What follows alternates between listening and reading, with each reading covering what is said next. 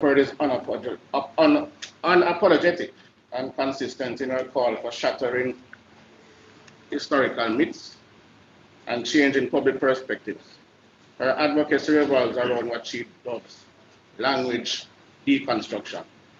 For her, Jamaicans are not descendants of slaves, but slaves are just a passive mentality. But we are rather descendants of the condition of enslavement, a mentality that we condition of bondage over which we had no control and against which we relentlessly resisted and fought with purpose. A Zimbabwean doctor, entrepreneur, and writer, J. Nozipo Morir, puts it best. Until a lion learns to write, every story will glorify the hunter. Professor Shephard was born to write for the lion. She's arguably the Caribbean's leading historian, publishing could be hundreds of, bits of literature over the years. Countless Jamaicans have been exposed to her and her co-host, as her co-host time and running African, and that's where I couldn't miss that program. She is currently the host of the first ever dedicated history program on Jamaican radio, nationwide Talking History. This program helps to bridge the gap between academia and the public, helping to keep Jamaica's history alive, making it engaging and exciting for students as well as the everyday man. She completed a certificate of teaching at Shortwood Teachers College. Went on to the University of the West Indies where she completed a BA in History, Master of Philosophy in History. Later awarded a PhD from the University of Cambridge for a thesis on the economic history of colonial Jamaica.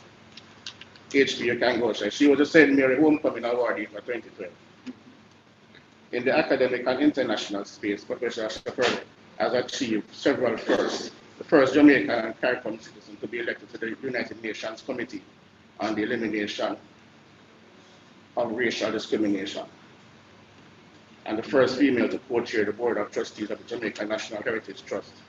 She's also the second woman to be made a professor in the Department of History and Archaeology at the University of the West Indies, Bono, 40 years after the legendary British Guiana, Elsa Goiva. She was the 2016 recipient of the Vice Chancellor's Award for Excellence in Public Service. Yet these achievements didn't make her aloof. An educator at heart, her teaching has extended beyond the comfortable rooms of the university lecture halls, and she has gone back into schools. She has taught at St. Mary Higher Alma Mater, Jose Marti, Burgrove, Hillel, and Arden. She has done writing for curriculum development, Cape and CSEC, and conducts workshops for teachers and students. Marcus Garvey quotes touch on repatriation a couple of times. And just to make a difference, as I know, repatriation, the process of returning a person to their country of origin or citizenship. But reparation is a payment of time, effort, or money to undo past transgressions. Professor Shephard is currently director of the Institute of Reparations Research at the University of the West Indies, co-chair of the Jamaica Commission on Reparation, and deputy chair of the CARICOM Commission on Reparations. A 2011 recipient of the Kiwanis Club of New Kingston's Woman of Excellence Award, Professor Shephard credits her husband, Bramwell, who I'm sitting beside, and I know I should be in another place, for being a tower of strength and support. Fellow Kiwanians, key family members, visitors, in the words of past President-elect Dudley, sit back, relax, and enjoy as we welcome Professor Verene Shephard to share with us.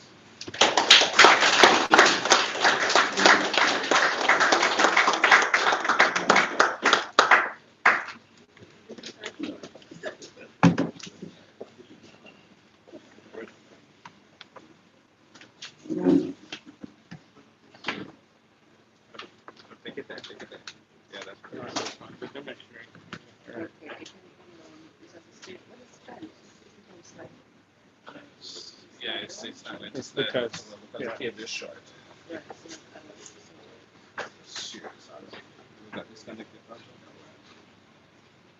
You're disconnected.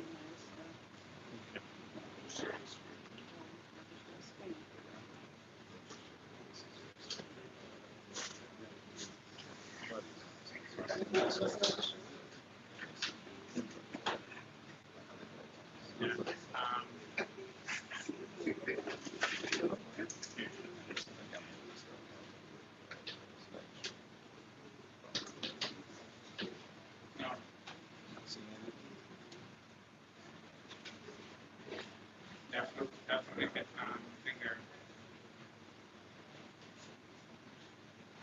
I can duplicate.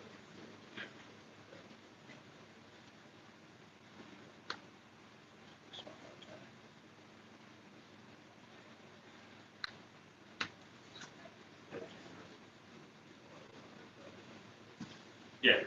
There.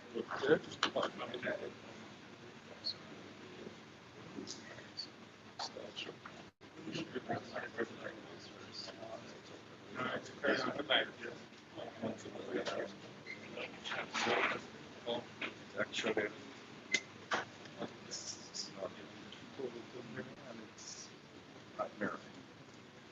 So let's stop sharing. Share it again. See if I can try to minimize that. Because it looks like it's an automatic setting.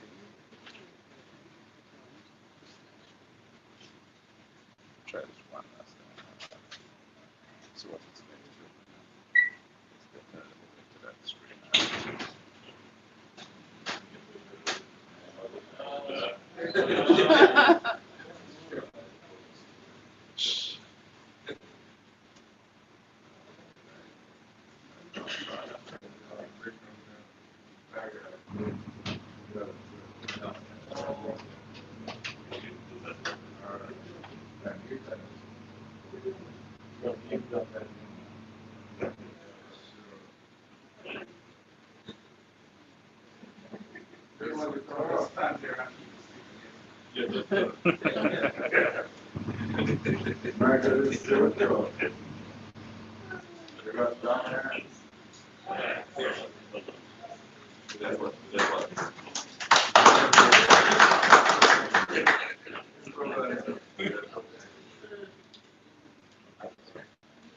Okay, are we?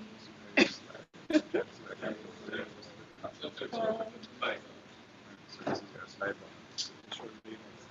just do this one. Yeah. Okay. Okay. Good evening, everyone. Boy, what a way Mark did his research. Even though that the district that I came from, in which I was born, was called Africa by people who practice the ranking game. And we all know that Jamaica is a place where we do practice the ranking game. Uptown versus downtown, black versus white, good here, bad here. We are ranked by the type of school that we go to and all of that. So it was called Africa because it was infrastructurally challenged. Let's put it that way, okay? But I always say to people, don't watch where I'm coming from, watch where I'm going, right? And I think that's what all of us say. So thank you for inviting me, Mark. You did your research. Now everybody knows every single thing about me. I have to tell you, though, that on the 2nd of March, a king from Cameroon will be in Jamaica. So you should head to the University of the West Indies to hear this king from Cameroon talk about Cameroon and also the colonization of Africa and who did what to who as we struggle with this topic of reparation. So the main point I want to make this evening is that the campaign is bearing fruit. There were so many doubters when this reparation movement started. And it didn't start with the Carriacou Reparation Commission, of which I'm a vice chair. It started with our enslaved Africans who were fighting for freedom and fighting for repair for the harm done by colonizers. It continued in the post-slavery period with people like Paul Bogle and his men and women who fought at Morant.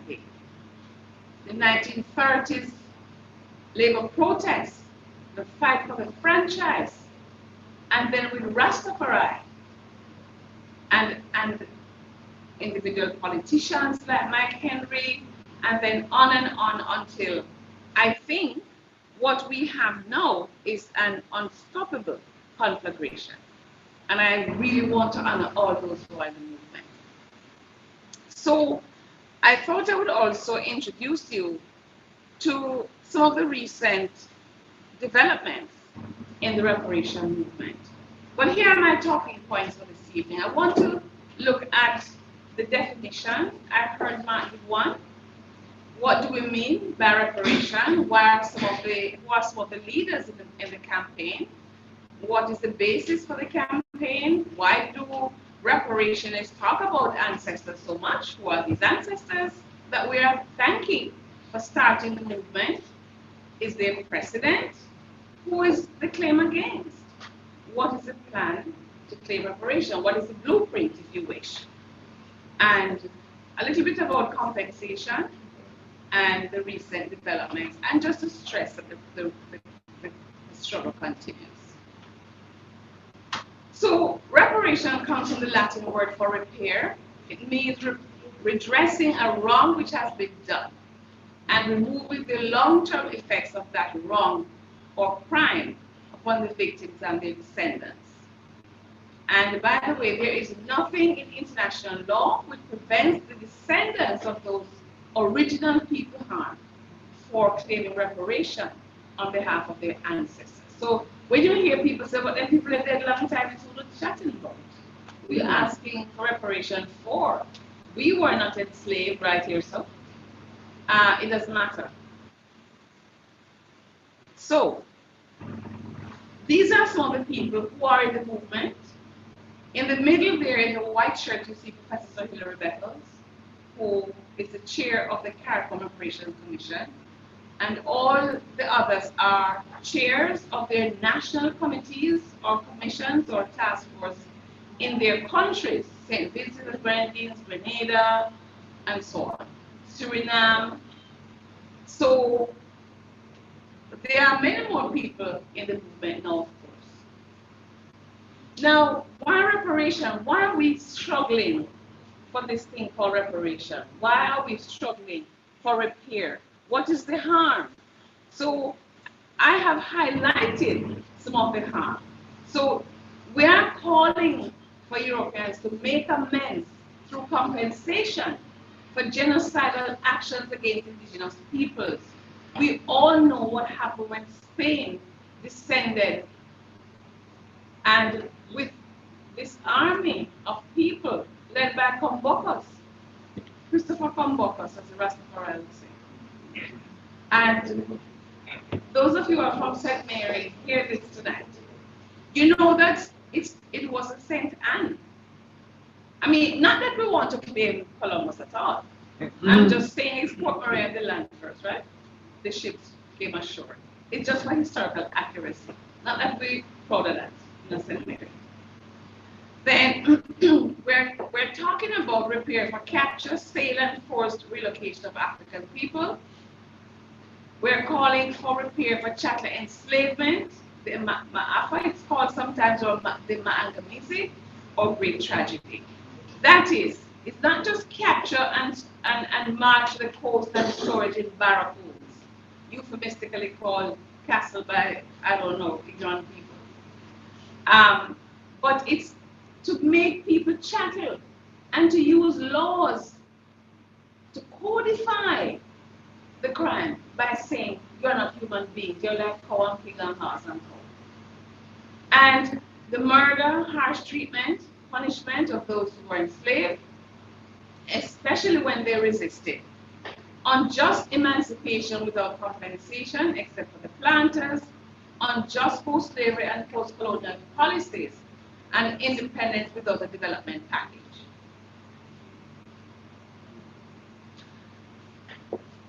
The Durban Declaration and Program of Action gives us a nice paragraph in terms of saying why reparation. And it links colonialism with poverty. And that's why CARICOM is asking for an economic package, not necessarily a payout, even though that would be nice as well. So the Durban Declaration and Program of Action says historical injustices have undeniably contributed to the poverty, underdevelopment, marginalization, social exclusion, exclusion, economic disparities, instability, and insecurity that affect many people in different parts of the world. So they link the harm and the condition in which people are living today. When we praise our ancestors for fighting for freedom, because we are here because of them, and we are fighting for reparation because they did not get it, but we, the descendants, are saying we deserve to live in a better condition. So we're talking about Sally Bassett, and you see me standing and pointing at her there in Bermuda. She was burnt at the stake for her resistance. Nana, of course, of the Jamaica Maroons, a leader of Suriname, one Tete Lokai of St. Martin. They cut off her breast because she ran away too many times, and Solitude of Guadeloupe. Then we have Toussaint Louverture of Haiti, and Christophe and Dessalines, also of Haiti, which we call Haiti. People have never called it so.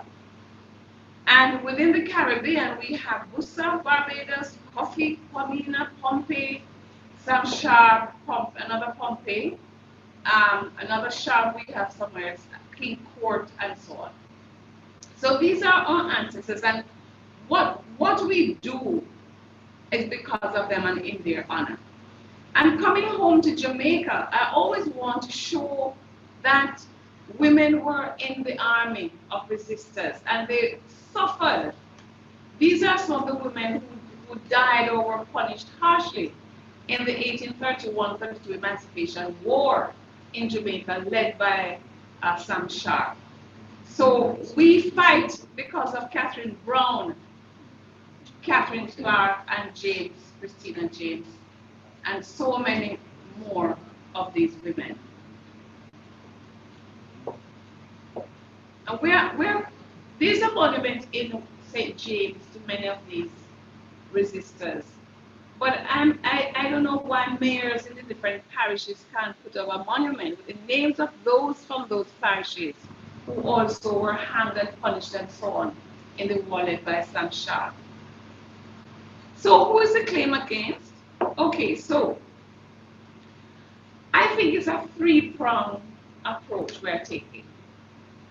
Of course, the former colonial and continuing colonial states, because remember, we still have colonies in the Caribbean. We have those who they euphemistically call overseas departments of Britain. They are colonies. The French has colonies. USA has colonies. Have we gone off here? No. Okay. And, oh, I see. Okay. That's fine. And then, so we're going on after the former colonial and the continuing colonial states, like, USA, as well as Netherlands and Britain, France. They are the chief ones. Britain has both of them. Spain has a couple. Then we're going after individuals. You would have heard about the Draxes, the MP Richard Drax in the UK. Barbados is going after him because of the plantation he inherited and still runs, coming from the 17th century to today. Now, yes, we have Drax Hall, and we have a claim too against Draxes. The difficulty for us is that Drax Hall went out of the family of Draxes around 1721. It went to the Beckfords, but nevertheless, they got quite a bit of money out of that plantation. Then individuals, there are individuals who are coming forward now, like the Hibbards, the Trevelyan's. The Trevelyan's are actually journeying to Grenada to put down some money in Grenada because they have just discovered that their family was involved in slavery. And then institutions like the Church of England, other churches, companies, educational, and other institutions. So it's not just one thing we're doing, and I don't know why the slide won't change. You have to help me here. It's stuck. This one? This one? That's the one we need. Okay, it's coming. Okay, great. So, these, no, these are some of the countries where the major ones that we're going after. And letters have actually been written to them, and a second round, I think, is being finalized by Honorable Mayor Motley. She is the chair of the Prime Ministerial Subcommittee on Reparation. So Belgium, Denmark, France, Germany, Netherlands, Norway, Spain, Sweden, Switzerland, Portugal, United Kingdom. They are not involved in the same way. Not all would be involved in the same way. But Switzerland, for example, may not have trafficked anyone, but they supported the enslavers in terms of the ships with navigation instruments and so on. You know that they're famous for those kinds of things. And Sweden, for example, their iron industry prospered because they made the iron that made the shackles and chains and so on. So it was like a feeding frenzy. Everybody was getting a piece of this trafficking in enslaved Africans, in people. So what's the strategy for claiming reparation? This is the CARICOM Reparation Commission's 10-point action plan. And we can't go into every point here on it, but it starts with the demand for a full formal apology. Have you heard any country use the word apology yet? Those of you who are following, any country use the word apology? Which one? No? Yes? For the Caribbean? For the Caribbean. The Dutch. The Dutch is the only one. What did Britain say? What the royals came and said? Move on. Forget it. I'm move on. Yes, that was former Prime Minister Cameron, right? And what did the young ones say at King's House? Deep sorrow. We regret.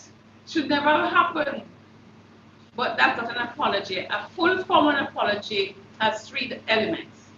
You take responsibility. You say you apologize for what happened. You commit to non-repetition, and you commit to repair. So far, only the Dutch has done that. And even so, it's like a lukewarm something that they did, but nevertheless. Indigenous Peoples Development Program, repatriation for those who choose it. You know that not, if I ask you, I'm not going to ask you, but there's a set. If I ask you how many of you would want to go and live in Africa, I guarantee I would get 10% of you tonight. But oh yeah? You only give me a great job visit. You don't want to live. You want to live there? How many of you have visited Africa? Oh no, visited Africa. I looked across it. It looked across it. Oh, Brammy, yes. But Brammy only went to North Africa, man. And we only were at the airport, Brammy, man. We didn't come off to the country. Okay, so we're calling for the building of cultural institutions because you realize that you don't go anywhere and see shackles and chains and the artifacts of slavery, right? We don't have the museum. We do have the artifacts, but they are in the bosom or the basement of the Institute of Jamaica. They are there, but we don't have anywhere to display them. And yet, in all developed countries, they have these museums where they have these, what they call them cultural artifacts, but it's really the people's life, people's heritage. Philip, yes, I was telling Minister Green, we were not digging up and say the real thing, but some people said, no man, don't be under there. You know where? Attention to the public health crisis. I think we have all gone through COVID and realized how vulnerable we are and how challenged we are in our health system. We are infrastructurally challenged in so many ways, and so we're demanding really money to address the public health crisis, education, an African knowledge program to reconnect us to the motherland, psychological rehabilitation. So much of it mad and we don't even know what to do with ourselves because of the inherited shame and stress of slavery. Technology transfer, debt cancellation, and of course the return of the compensation money that was paid to the planters. And speaking of compensation, 46,000 enslavers were compensated. Um, that's more than, well, about 20 million pounds among them at emancipation in 1834. It is estimated that the scam that they called apprenticeship, some of you learn about this in school. If you monetize that, it will be another 27 million. And it depends on which conversion system you use. Some people say it's about 17 billion pounds today, others put it higher. And 10 to 20% of Britain's wealthy can be identified as having had significant links to slavery. 40 to 50% of the 20 billion compensation money stayed in the UK and was distributed among 3,000 people. The other 50% was distributed among planters in the colonies, the British colonies. And compensation was paid by other states as well. It wasn't just Britain. I don't know. Okay. All right. I don't know how well you can see that. That's bigger than what I have here. But this is a distribution of the compensation money. So you can see which Caribbean country got what. All these were colonized by Britain. And you can see Jamaica, of course, got most because Jamaica had the largest enslaved population. Not that it was as large as it should be, because the country imported about 1.5 million Africans over 200 years. But at the time of emancipation, there were just over 300,000 left. And the 300,000 would have been distributed by all these planters. And so planters got, but Jamaica itself as a country got over 6 million. And you can see all of the other Caribbean countries, what they got. Dominica, Barbados, Grenada, St. Vincent and the Grenadines, Tobago, St. Lucia, and so on, Trinidad, and so on. So let's come to recent developments now. There are several recent developments in the reparation movement which give us hope. The recent apology by Prime Minister Mark Rutte, who issued a formal apology acknowledging Dutch participation in and profit from the trafficking of enslaved Africans. And he did this on December 19, 2022. He has been criticized for not having consulted the people about whether or not, how the apology should go, how much money they need, who says 200 million that he has put down is enough, and all of that. But he has said that on the 1st of July this year, we're anxiously awaiting that, he will say more about the reparation part of it. Because remember, we said that you can't just apologize and stop there. You have to commit to repair and non-repetition. So we look to see what he will do. But as long as he has used apology, he's morally and legally bound to go through with it. And that's why the others are sliding around and they won't use apology, because they know that apology will commit them to reparation. So that's why they said, sorry, we regret, it shouldn't have happened, oh dear, and all of this stuff. Okay. Then the big news, some of you have heard about this. Laura Trevelyan, who is a BBC journalist, discovered that her family profited from slavery in Grenada. And so on the 27th of February this month, 42 members of that family will travel to Grenada to apologize formally and to put down some money. Again, people are arguing about, look how much their family earned, and is this enough? But I'll show you from this slide that Laura Trevelyan is descended from Harriet Trevelyan. And Harriet Trevelyan was one of the richest women enslavers in Grenada. She owned 1,004 enslaved Africans. And at emancipation, she got over 26,000 British pounds. Today, that's over 26 million pounds. And in 2018, when I went to Grenada to give a lecture, I actually told the people of Grenada about this Trevelyan lady. But, they didn't follow it up. But now one of their historians has followed it up, Nicole Phillips. And so 27th of February will be an interesting date in Caribbean history. And I'm showing you the men to say that on average, men enslavers got more compensation than women enslavers. But when you think about Harriet Trevelyan, she got the fourth highest, whether you're talking about male or female, she was the fourth highest or the fourth richest person in Grenada under slavery.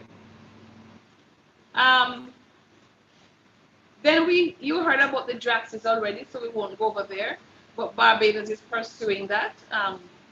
But I think Richard Drax, who's an MP in the UK, he realizes that he can't escape. So from what I hear, he's having conversations with the Prime Minister of Barbados. They're calling on him. And then I think I skipped one. That was the Church of England. So Justin Welby, Archbishop of Canterbury, announced on January 10, 2023, that the Church of England, based on their research, which is called the Church Commissioner's Report, that they also benefited from an endowment made up of profits from the South Sea Company.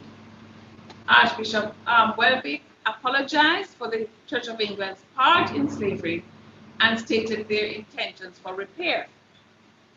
The Church of England intends to create a £1 million fund to £100 million fund to deliver a program of investment, research, and engagement over the next 9 years. Well, I mean, come on. So of course, they're coming under fire. It's not enough, and they don't talk to the victims about what is enough. They just say, well, here's 100 million pounds. So there's a lot of fight going on about that right now. I don't know what the Church of England in Jamaica is doing. Don't you have Church of England here? No, the Anglicans. The different? Same Anglicans, right? The interesting thing, is that there's a college in Cambridge, the Jesus College, of all names, Jesus College. They were participating in the South Sea Company. And not only that, there's one of their benefactors is called Rostat, Tobias Rostat, and his big marble image is in the church, in the chapel in Jesus College.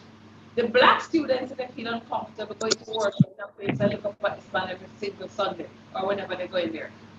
And they're lobbying for it to be taken down. The master of the college, who was a black Barbadian woman, joined them and appealed to the Church of England to allow them, because the chapel belonged to the Church of England, to take it down. The Church of England said no. As a matter of fact, the Church of England took them to court, something called ecclesiastical court, right? And they lost the case and had to pay damages. Well, Jesus College wanted me, as a historian, to travel to Cambridge to give evidence to the ecclesiastical court. The court said, I don't want my voice up there at all. So I was banned from going to give testimony. Boy, I was looking forward to it. Would I dress up in my African clothes and go into that place and testify on behalf of my ancestors and just buy my plan. But anyway, tomorrow for them. And then, of course, the University of Cambridge, and we're having a seminar, if any of you free tomorrow, 10 to 12, at the regional headquarters of UWI. A professor has come down to talk to us about the recent developments at the University of Cambridge. She was actually asked, she's Haitian, she was asked to be a part of the team to research Cambridge's involvement in slavery. And she has done a wonderful job. And she has even found that there were some enslavers out here called the Perrins. I don't know if any of you know the Perrins in Jamaica. She's searching for some Perrins. You know some Perrins? Anyway, there's a plantation out in Clarendon, and we have found out that I think it has become absorbed into Monimus, but that was a Perrin plantation. So we're taking her there to see. She's doing some research on, because the parents were graduates of St. John's College, another Cambridge college. So there's this report. Cambridge has said, yes, we are guilty, but it's the way in which, it's not just Tobias Rostat, but all these poets that you guys and women you admire, Coleridge and all of them, when you read about their history, these people were racist, and we praise them. We read their book and we won't read this Lou, you know. And so this report exists. The Vice Chancellor of Cambridge has said he'll put out some money, but he put on the money and then fled. He left, he resigned, and a new Vice Chancellor is yet to arrive, so we don't know what will happen to that fund. But it's amazing how these dons, because Cambridge previously, all they did, and a lot of these institutions in Britain, they just projected the way in which their graduates were involved in the anti-slavery movement, but they never said a word about the fact that some of them were involved in slavery, even being shareholders in the South Sea Company and the Royal African Company.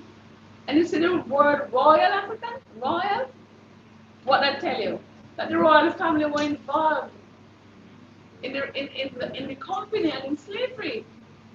So when William and Kate come out here and go like, enough for them fault, they are benefiting, right, from the riches of our ancestors. Okay. Now, so the final development I want to bring to your attention is this new calculation, this quantification of what it would cost for Europeans to pay reparations to all the nations, all the people of the West, of the USA and all of that, from Argentina right up to Alaska and beyond, and the Caribbean. So Judge Patrick Robinson, Jamaican, who is an ICJ judge, International Court of Justice, he gathered a team, and some of us, he asked to be advisors because they don't know history. So we have to tell them history. You can't quantify anything if you don't know the history. So I was part of that team. And then they asked a US company of economists, the Brattle Group. I don't know if any economists are here and they know about the Brattle Group.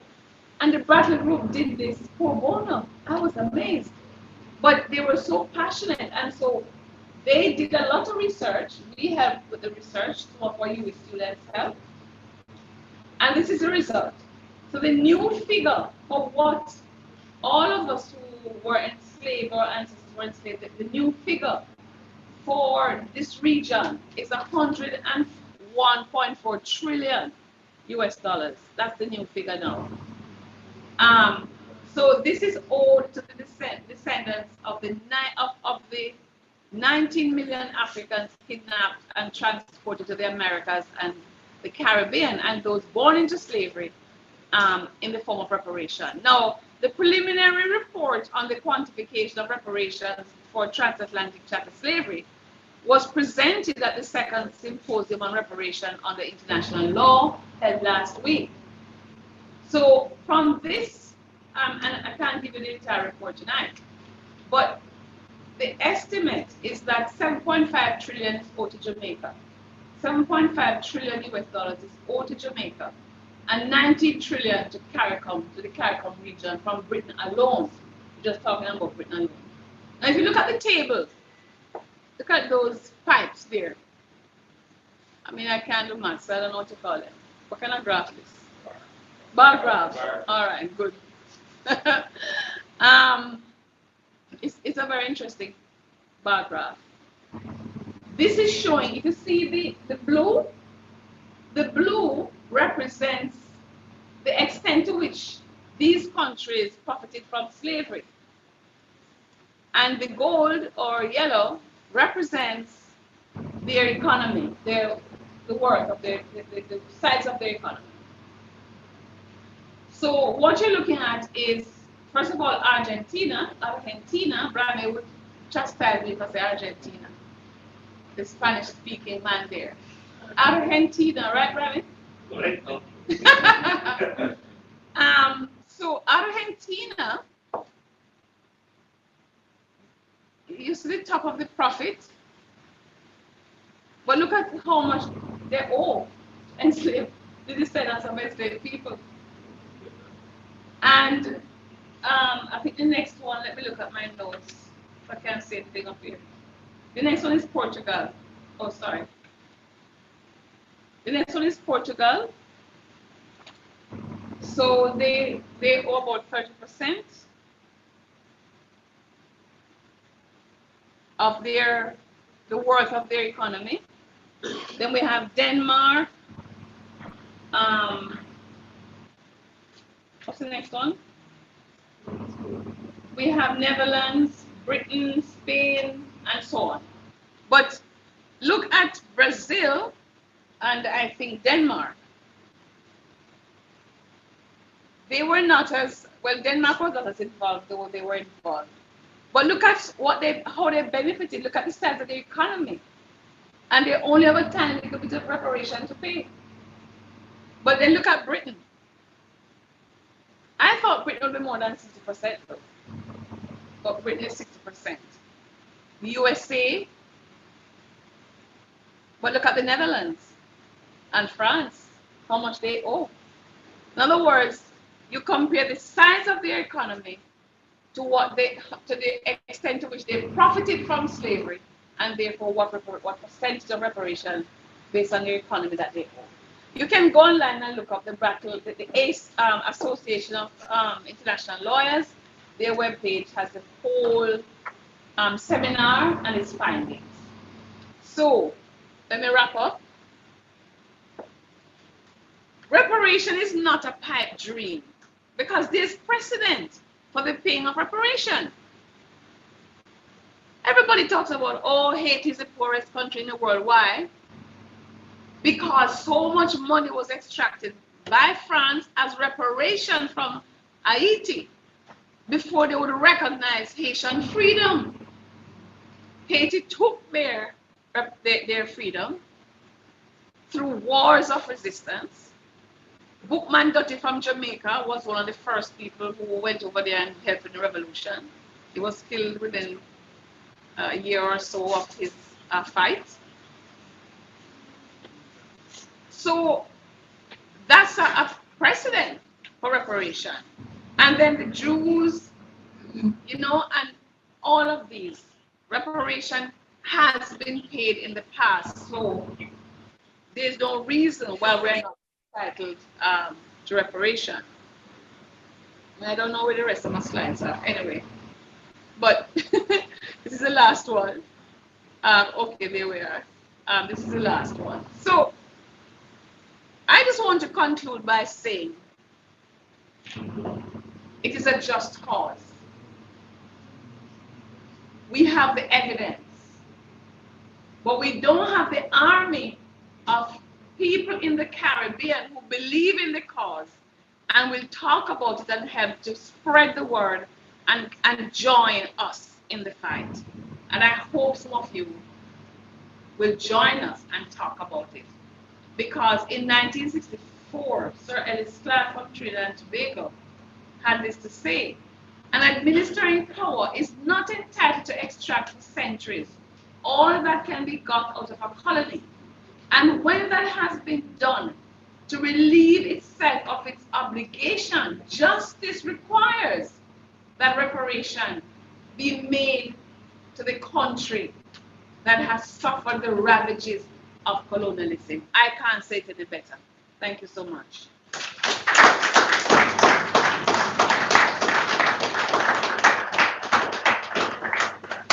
Oh, I should say in case there are questions, right? Is there time? I don't know. Yes, we have some time. I have a question. Okay, Do I go go ahead. ahead? Sure. Yes, Professor Shepherd. I want to ask you about something which it ties in, but I can understand that the Caribbean has a particular focus, understandably. But I'd like to ask you about, you mentioned something about France a while ago, and we know about France and Haiti. But the former ambassador to the AU, ambassador, AU ambassador to the America, or the United States, has been speaking a lot about what France is still currently doing to the Yes. former African colonies. Yes. I wonder if you have a comment on that, because that's a Well, continuation of colonization. absolutely. And each time you talk about Africa and talk to people who are living with the impact of colonialism in Africa, you really want to cry. Well, what I'm hoping is that there's a panel on the 2nd of March with the royals who are the kings and chiefs and royals who are coming up here. And we wanted an honest conversation about how they feel about reparations. Because we believe that if Africa would come on board with the reparation movement, then it will be the end of the game, to be all over. So it is true that there's continuing post-colonial harm going on in Africa. I was talking to somebody today about Gambia, somebody who used to live in Gambia, and she said she had to leave because she couldn't take the pain anymore of seeing what has happened to the country. So the extraction of wealth is continuing, but I think that we have to get our act together, though, honestly. I think that we have to understand that we have wealth and that other people want this wealth and lay down terms. We can't just surrender like that. So there are things that Africa should do, but we do believe that they should come on board in the reparation fight. They did some years ago, long time when Dudley Thompson was alive, and Chief Abiola of Nigeria held a conference in Nigeria on reparation. If that had succeeded, I think we would have been far ahead. But of course, we know he was killed sometime after. But I agree with you, and yes, I support the fact that they sometimes boast about investments in Africa, but we're not talking about investments and grants and aid and so on. We're talking about right a right to development, because that's why CARICOM as a development demand, not for money to each of us, even though that would be good, okay as well. Thanks for your question. Thank Any you. other? Is there a mic for, or you can shout? Yes. Hi. Just asking as regards the reparation that you see from the Anglican Church. Yes. I was just asking, what is the fact that they have contributed so much to the educational program of Jamaica and others? Basically, our schools and many of our institutions, they are persons who have built it and contributed monetarily to it and things like that. Don't we consider that as they giving back to us in that sense and go and not going like in that amount of pressure on them for other those, because they have been giving back like in the schools and stuff in Jamaica, other Caribbean countries and things like that. Yes. Maybe they have made a down payment, but why don't you quantify what the Anglican Church got out of slavery? This is the thing, what's the benchmark? We have to have a benchmark. And that is what Judge Robinson and his team was doing. And when you think about the harm the Anglican Church did, think about the education that they gave though. It's whitewash. A lot of the education, the so-called education, is whitewash.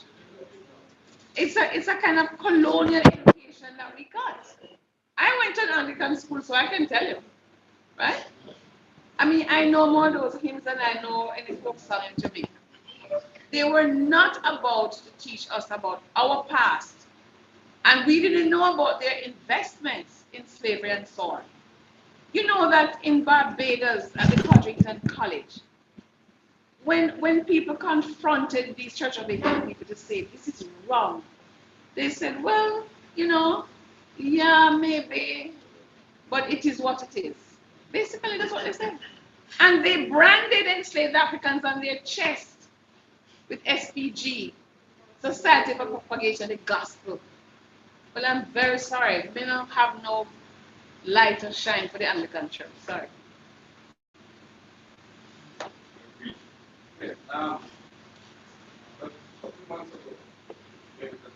Hold on a second. By the way, has the Anglican Church here apologized?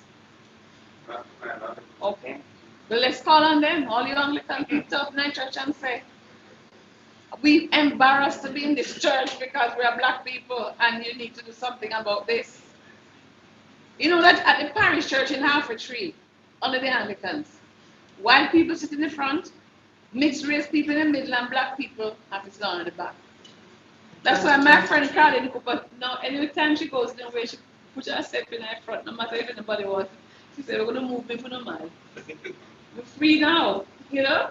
Yes, sir, sorry. Yes, a few months ago, I was listening to a program on Verene, and was featuring Grenada. It was featuring who? I think it was Grenada. Grenada, okay. Right. And they had, I was shocked to see the kind of detailed records they had. They could name names, dates, when there was on the plantation and so on and so forth. President, do we have that kind of detail here? Absolutely. But okay. Right. We do, but you see, more of our record. I mean, I know that Nicole did a lot of work on Grenada and the Trevelyan's, and I think that's why Grenada is in the news now. All of those records are not in Grenada, by the way. They are in the British archives. That's where we have to go to find out. All the names of enslaved Africans that I have in Jamaica, for Jamaica, they are in the British archives. Some of them are now online. There's a set of papers called the Returns of the Registration of Slaves. After the abolition of the trafficking, the British government told them to keep an account so that they know they're not importing. And any increase must be internal trade or by natural increase. So we have those records because they have all the names on all the plantations. Now, one of the difficulties about tracing a family, though, is that they change the names. They change our African names and they gave us European names. So it's difficult to trace your African ancestors. I was able to do some tracing because, yes, I'll tell the whole world to live in Africa. That's okay. Hopewell. But the Hopewell plantation, I live on plantation land. Way after that, I think it was Norman Manley who, there was a land settlement scheme. You know the land settlement scheme when they're cutting up land and making 5 acre, 5 acre, 2 acre, 3 acre. So my father bought some land over Hopewell. They call our part Africa because of how it stayed. But I discovered that it's a Hibbert. You know, Hibbert House that is on the Jamaican National Heritage just beside the Parliament. He owned that, and and then I discovered that my great grandfather was named Alexander Mighty, and he was born into slavery in 1829. So some of the records you can trace. You can go to RGD also, and ask them to trace your family. You can pay to trace your family at RGD, and you can find out your connections. But again, we have those records that you're talking about for Grenada. We have similar records for Jamaica, lots of it. Some in the archives, some in the National Library of Jamaica, a whole of a map collection in the National Library, and a whole lot in county archives in the UK, as well as in the National Library, in the National Archives of the UK. I have seen a lot of those records because I studied in the UK. So they are there. And if you pay me, If you pay the Center for Reparation Research, we can do some of the research you want done. Some of you might have read in the paper, I just did the history of Appleton Estate. And the records came from the UK. They digitized, their archives are in pristine condition. The records, they respect records. And we are so happy because we don't have them go to Spanish Town and some of them crumbling. And we're in a bad way with our documents. But in the UK, they are well preserved. So we can, if you come to the center, I can, for example, I can show you the compensation records for Jamaica and all of them. You can see every single person who was living in Jamaica who got compensation, men and women and children, by the way. So, yes, but let me say this. When I see the archives in the UK, I said to myself, I bet those people didn't think any black person would reach the stage where they could read and write and afford the fare to go UK and read those records. If you see what they record about their action, that's why we know how them wicked. That's why we know they're wicked. Because them document it and we can read. Yes, sir. Second question. Yes. Are we reaching for stuff which would be near impossible to realize? And would we be better going for something which is more realized, right? But having said that, we're still talking about vast sums of money, Yeah. right? To whom would such payments be made? To government, or to whom? Okay. And the distribution, we will be able to manage that. Okay. So I know. I showed you the CARICOM 10-point plan, right? And apart from the demand for the return of the compensation money, there's nothing there which says we're asking for a sum of money to distribute to every 3 million person in Jamaica. What we're saying is that an independent commission would be established. An inventory would be done of our needs, our development needs. How do we address climate change? How do we address education? How many schools we need to really educate the population of Jamaica? How many hospitals? How many mental institutions? Do that inventory and then cost that. And that will be the nature of how we would negotiate. So it's not going to government coffers, right?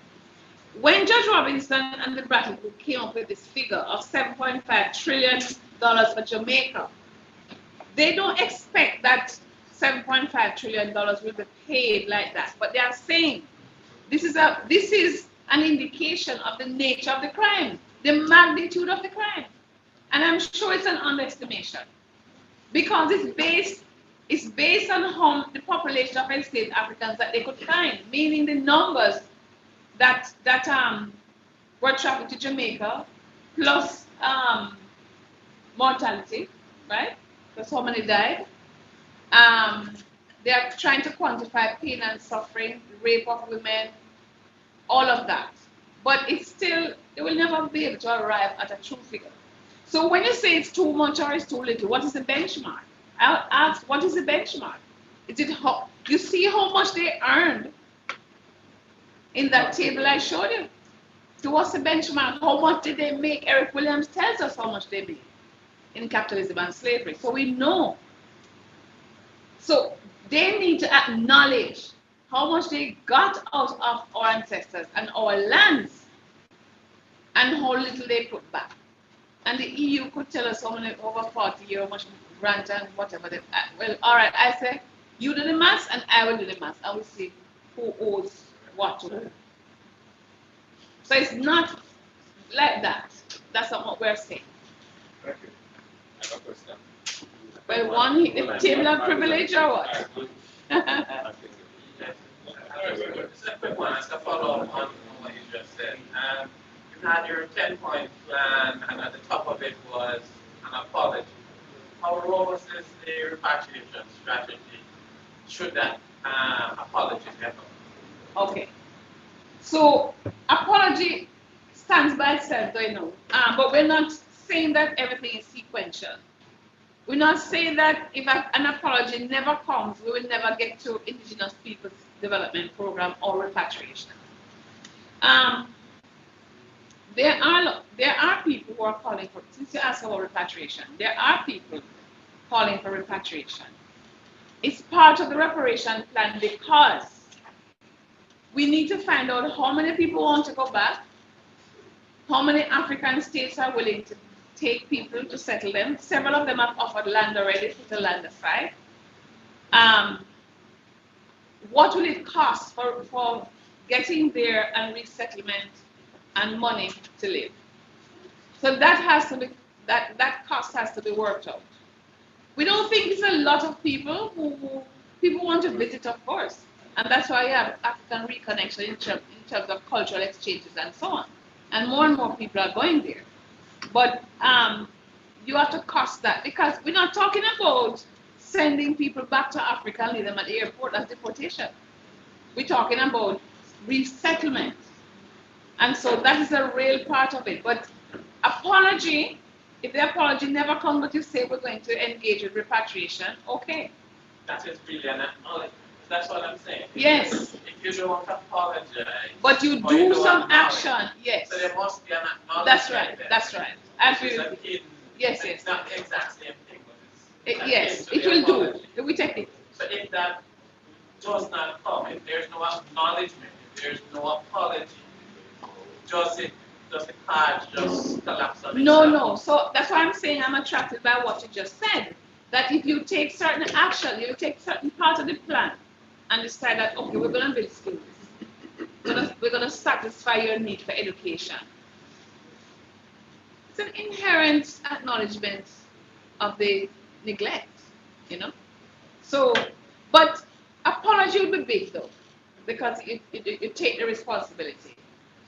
But then you have to commit to repair, which is why Britain, I don't know if they'll ever apologize because they know what will follow. But yes, let's hope that happens. Yes. Folks online and in here, we're going to take 2 more questions, one online and one at POC. Jason, I think you're next. The extension. Yes, the extension. Can I ask a member to move for an extension of the meeting? Second. All in favor? Against? Ayes have it. Thank you very much. All right, so Professor Shephard, it's a 2-part question, and I'm here to talk about reparation plan. So, how has Jamaica addressed the legacy of the transatlantic trade through the implementation of the reparation policies, and what impact has those policies had? Okay, thanks. All right. Jamaica is pursuing various strategies. One of the big things Jamaica is doing is send a petition. They're working on a petition to the Privy Council. The Queen's. No, it's King now. Sorry. Yes, the King's Privy Council. So that's ongoing. And then they bind to the CARICOM 10-point plan. So that's the chair of the chair of every committee, national committee, sits on the CARICOM Reparation Commission. And then the main thing they are doing now though is engaging in public education. They're trying to get buy-in from Jamaica. We have done a poll yet, but we don't think we started to do a poll yet. We need more education. So that's how Jamaica is approaching it. And they have taken some big steps to, because if you notice around the island, there are some monuments. You might just pass them, but that's the work of the National Council on Reparation. And the St. Elizabeth people in here? So you know about the Zong Monument in Black River. The Zong Monument is there that was put up in 2007 by the National Council on Reparation with the IOG and so on. The Zong was a ship that was trafficking people from Ghana. Ship got into difficulty because they passed Jamaica, reached Tobago, turned back, reached Haiti, then turned back. And by that time, so many people were dying. They were afraid of losing more through natural causes. So they dumped 132 of them overseas, over the, they drowned them. Yeah, overboard, thank you. Drowned them. So by the time it reached St. Elizabeth, I mean, so many, half of the 53% mortality rate on that ship. So we built a monument to that. So that's part of, reclamation of our history and memory, creating memory. There's a monument to the victims of the War of 1831-32 led by Shephard behind the Civic Center in Montego Bay. And on the campus, you have monuments to those enslaved people, the last set who worked on Mona plantation. So there are things happening through the council, and publications. We now have a reparation booklet for schools. So we are working on all.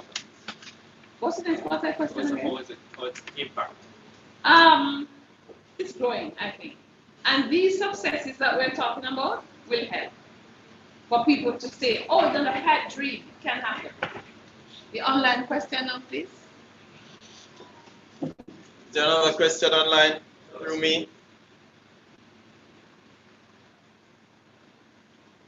Nothing heard? Where can we get reparation booklets for schools? The University of the West Indies Press published it. So you can call the press. If you have a sixth former or a fifth former, you need that book, because if they're doing CXC and they're in sixth form or fifth form, it's on the syllabus. The topic of reparation is on the syllabus now. So again, that's a lobbying from the reparation councils across the region. So that's a success.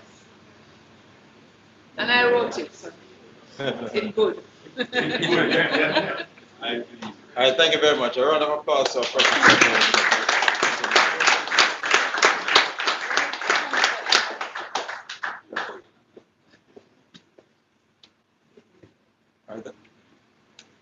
Thanks to the professor for a very enlightening and enlightening presentation. But I'll ask DP Dwayne to do the proper vote of thanks. DP Dwayne.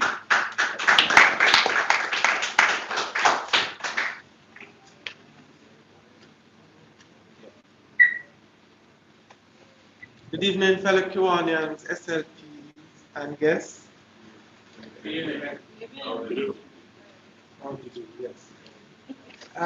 Certainly, it is my pleasure to, on behalf of the board and members of the Kiwanis Club of North St. Andrew, and certainly seeing the comment in the chat on YouTube, to thank you, Professor, for eloquently delivered presentation, very informative. I know many of us have learned a lot. Some of us thought that we would have been getting reparation money individually, but you have certainly clarified for us. And I know and I hope that your advocacy will bear fruit in the Kiwanis Club of North St. Andrew, as I believe we did have a number of SLPs, some online, and we had UTEC and UWI students here. And I am hoping that what you have said will have galvanized a lot of interest and that we will take some action. So we are here supporting, and in whatever way I'm sure President Derrick will assist. Thank you so much for your presentation, and I'll ask President to make a small token to you of our appreciation. And I ask everyone It's not reparation.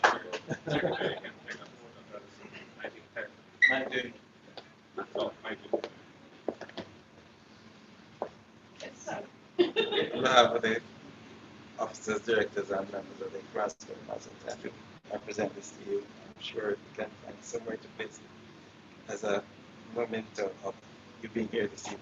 Thank you very much.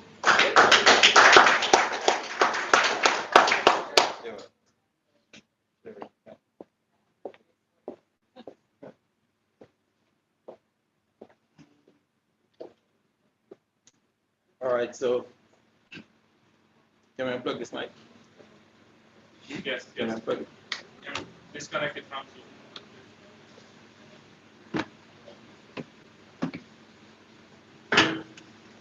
All right, so we move on, and I'll ask right now the Sergeant at Arms. I'll ask PLG Llewellyn to come and do this thing. Give the Sergeant a warm welcome, please.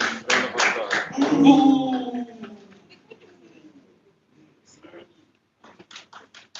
Thank you all.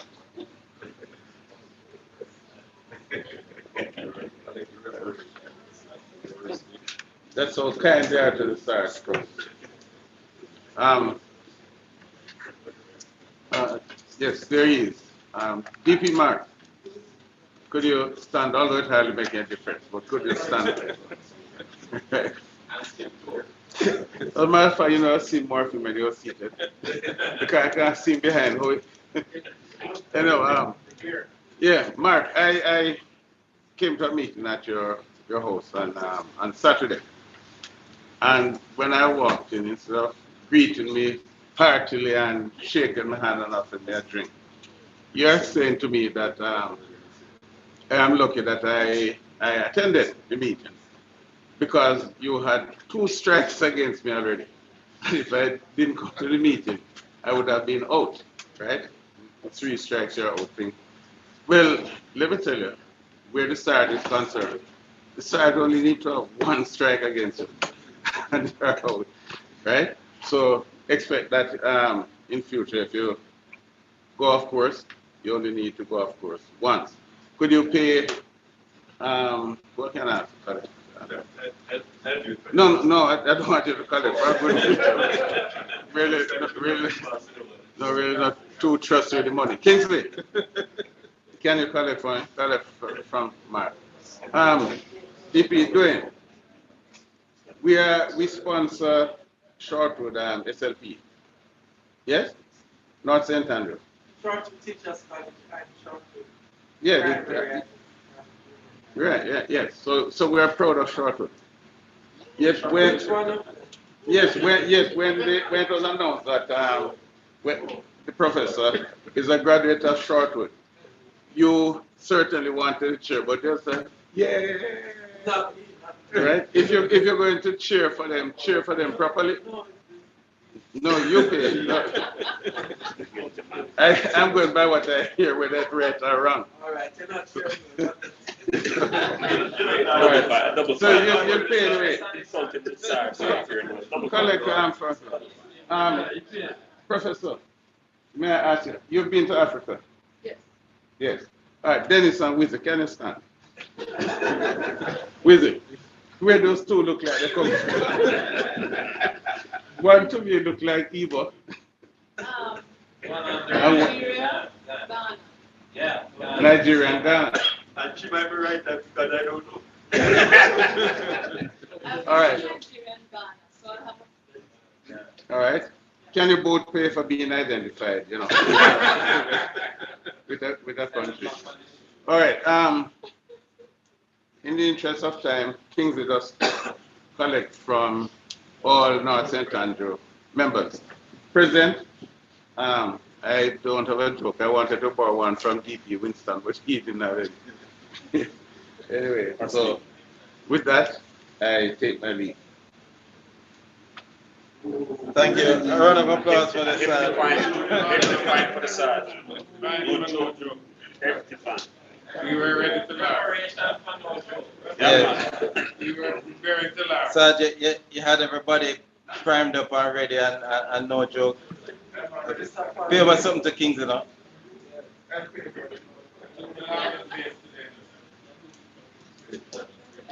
All right, we're down to announcements. Are there any announcements?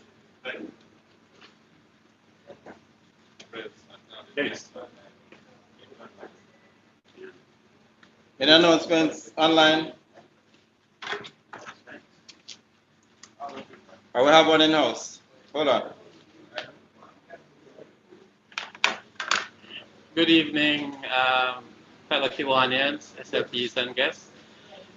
Just to share with the members of North St. Andrew and visiting clubs, SLPs, that our anniversary month is coming up. It's in March, and our anniversary meeting will be on the 23rd of March, Thursday, just as this.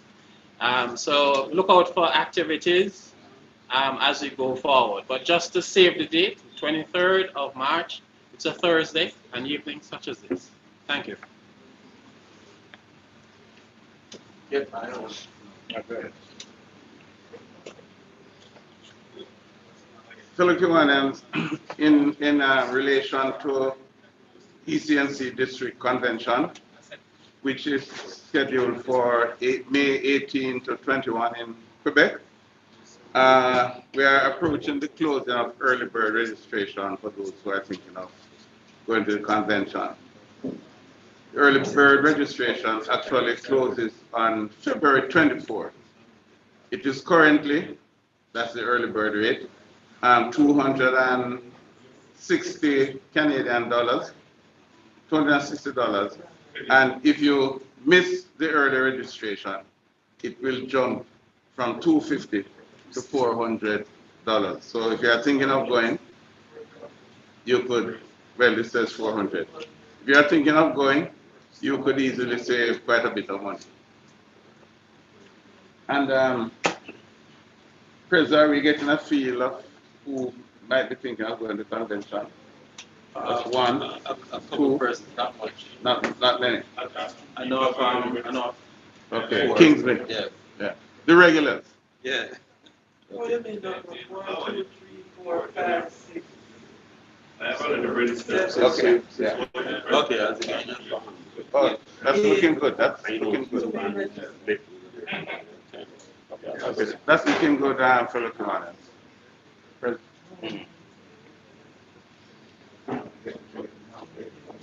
Any other announcements? Yes, but one more. Go ahead. You,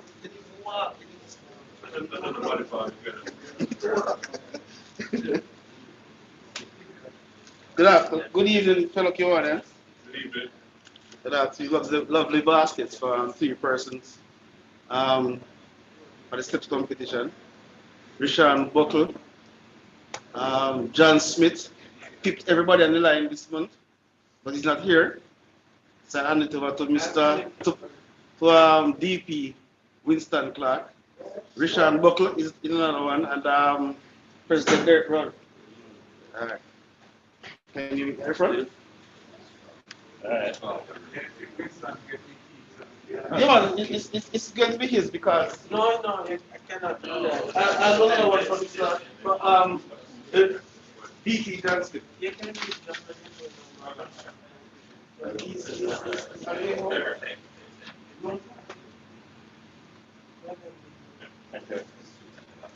Sean left.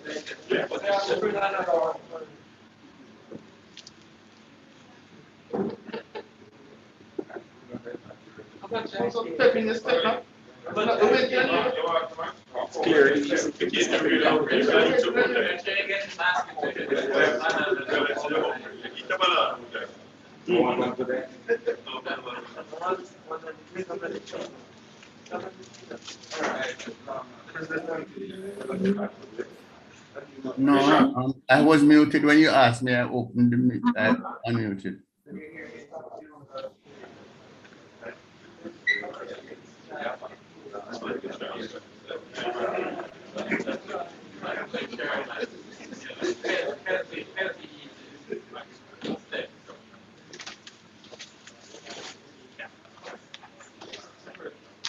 Thank you very much, Amar, from the Sports and Games Committee. Amar has been doing very well with this committee. Let's give him a round of applause, please. All right, just a couple of announcements. Just to highlight the fact that our DCM Divisional Council meeting is on this weekend, Sunday the 19th. We're fortunate enough to have the registration extended to midnight tonight. So I'm sure there are a lot of persons here and online who want to attend DCM but have not yet registered. So please do so. The registration link is available in all our group chats. So I encourage you to register and turn up at DCM on Sunday. Starts at 9. Well, praise and worship starts at 9, so the formalities would start at 10. All right, I also want to highlight 4 projects that we're partnering with other entities to be involved in. You'll hear more about these in a couple of days. But the 4 projects are the Redis project that we are partnering with Lauderdale Lakes to do. And that's on the 27th of May. And then there's the health fair, where we're partnering with the Sir Optimus International of Jamaica. That's on the 11th of March at the Dental Auxiliary Schools on Tom Redcamp. Arthur Wynn, sorry, Arthur Wynn. And there's also the St. Andrew High School. They have a project where they are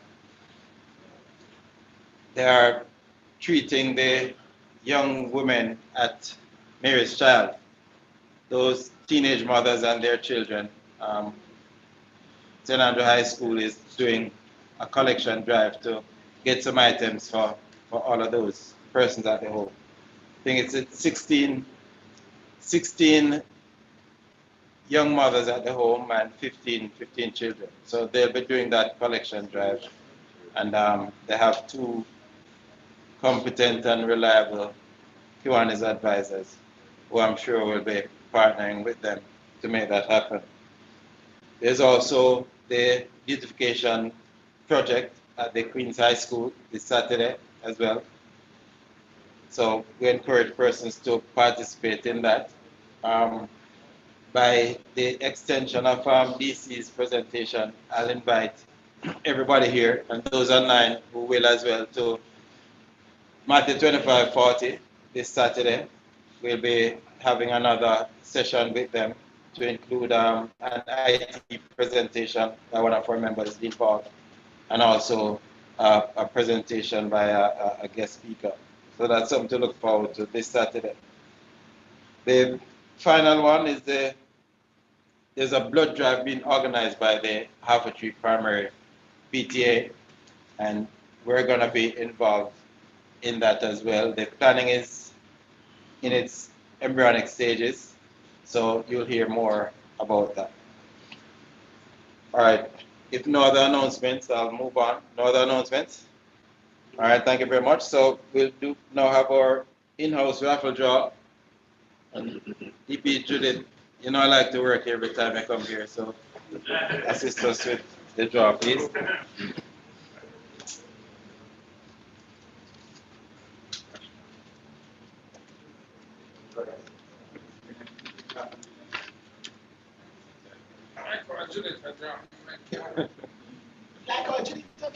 You get the tickets out.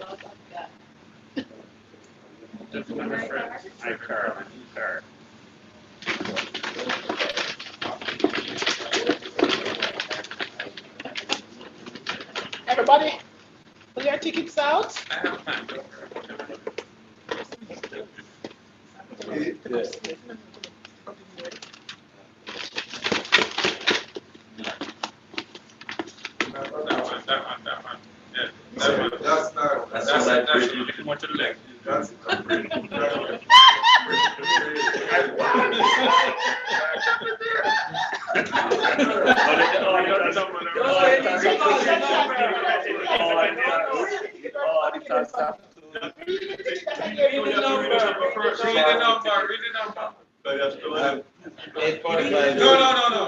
I want to hear the number. That's correct.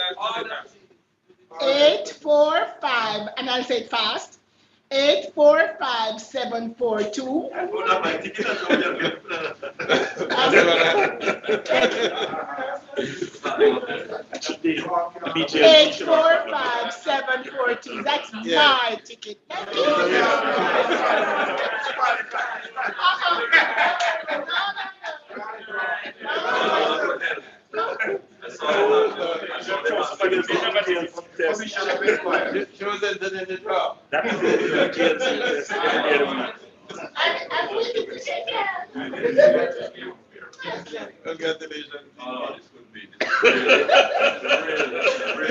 This needs to be referred to the Integrity Commission. That's why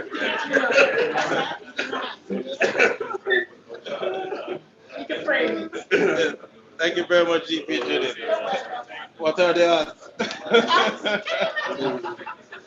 All right, at this point, I'll ask our good fellow Kiwanians, let us wrap up, please.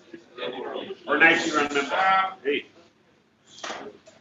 At this moment, I'll ask our good secretary to do the Garvey quote and the thought for the week and benediction. Come on, stand, please.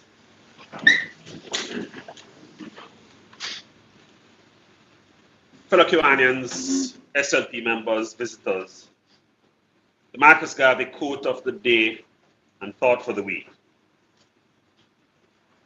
Marcus Garvey remarked, "Now we are just about thanking them for being so good in keeping that which was belonging to us. And we're just asking them to cease their kindness for a while and hand over to us what is belonging to us. If somebody gave you something to keep for me and you're honest, when I approach you, you will give it to me." End quote. Reparation. The thought for the week, the nevers of life.